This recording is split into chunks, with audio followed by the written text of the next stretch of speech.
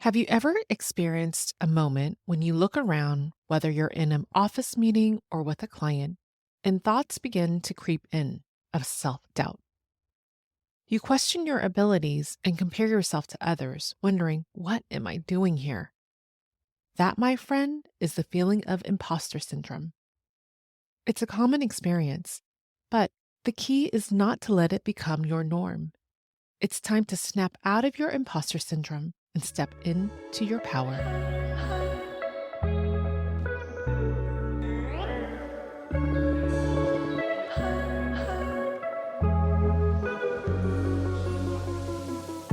Hello and welcome to the Mindful Career Change Podcast. I'm your host, Valerie Mekki, a career change counselor and guide. Today's episode, we are practicing an empowering affirmation of deactivating imposter syndrome and igniting your courage, confidence, self-love, and worthiness by reciting, I am no longer playing it small and I'm stepping into my power. The first thing you need to know about imposter syndrome is how common it is. Originally, when the concept of imposter syndrome was first developed, it was thought to apply mostly to high-achieving women. Since then, it's been recognized as more widespread experience, regardless of a person's degree of expertise, professional background, or social status. Imposter syndrome can happen to anyone. So that person leading the meeting or sitting across from you or beside you. Yes, they too could be having the same thoughts of self-doubt and feelings of unworthiness. You're not alone in this. Let that sink in and be a reminder to you. The next time you're in a meeting and you're looking around, remember, at a certain level, we're all navigating our own thoughts and battling our inner critics. If you're curious on how to quiet your inner critic, listen to episode 12, where I walk you through on how to change the dialogue with your inner critic. I'll put the link in the show notes. So, how do we prevent these moments of feeling like imposters from causing us to play small or inflame our insecurities of perfectionism and working ourselves to prove our worth? The antidotes to imposter syndrome? Courage and self-love.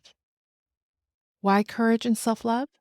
Because imposter syndrome stems from self-doubt and unworthiness. When it comes to self-doubt, you might think the antidote is self-confidence.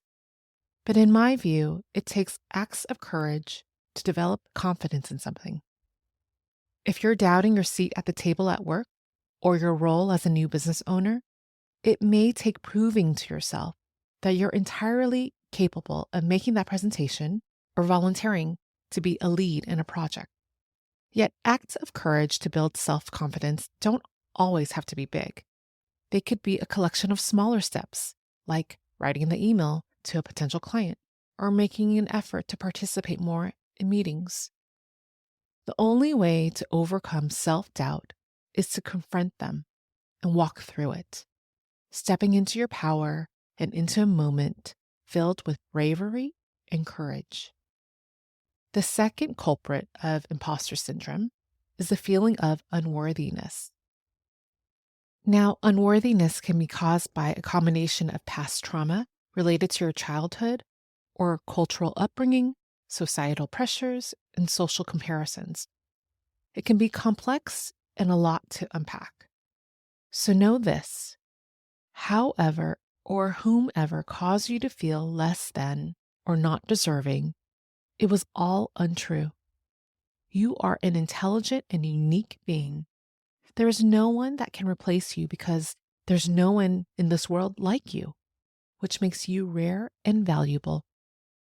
Let's take this moment to recognize that we can't change the past, but we do have this moment and beyond to see yourself in a new light.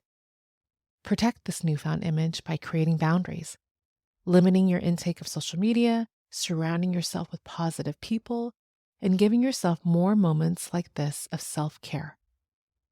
The beginning of this affirmation calls out, you're no longer playing it small. Let that be a reminder of your value. You no longer believe your value in the world is small, and you're stepping into your power of self-love to embrace your worth. So, are you ready to practice this empowering affirmation of stepping into your power? Let's begin by priming your mind and body so you're open to accept this affirmation practice. We'll start by scanning your body, letting go of any tension or energy that doesn't serve you.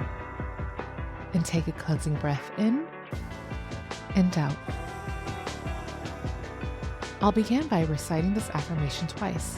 While you hear this affirmation, imagine you're writing this affirmation down on a whiteboard, or you're watching someone write it on a board for you.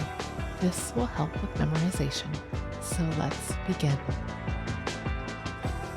I am no longer playing it small, and I'm stepping into my power. I am no longer playing it small, and I'm stepping into my power. I'll repeat the affirmation again, but this time I want you to repeat it out loud to yourself so you can make a connection. I am no longer playing it small, and I'm stepping into my power.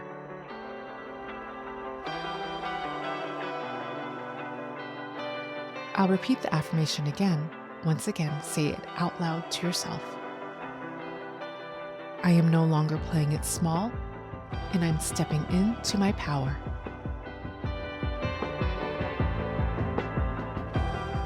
Now, imagine you're on a path, and with each step, it lights up with energy, with frequency that energizes you with courage and love. Visualize this moment and feel the energy rise from beneath you. I'll repeat this affirmation again and imagine yourself in this vision in full color. I am no longer playing it small, and I'm stepping into my power.